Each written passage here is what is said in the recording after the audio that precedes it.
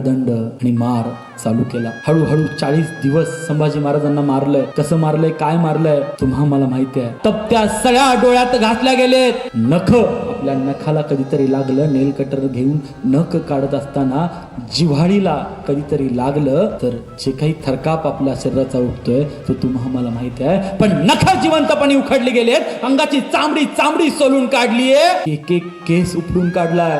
गरम तेल अंगावरती ओतलंय. बाकी मारतायत, लाता बुक्क्या, तो प्रकार वेगळा. संभाजी ऐकत नाही, संभाजी बोलत नाही. संभाजी बोल, तेरी जिवा काट दूंगा, जिवा काट दूंगा. संभाजी बोल. नाही, संभाजी राजांचा एक शब्द फुटत नाही, एक शब्द फुटत नाही. का? माझ्या बापानं निर्माण केलंय स्वराज्य, कुणाच्या पायावरती ठेवण्यासाठी नाही. हे स्वराज्य कुणाच्या पायावरती देण्यासाठी उभं राहिलंच नव्हतं. हे जगाच्या पाठीवरचं एकमेव स्वराज्य होतं जे रयतेसाठी बनलं होतं.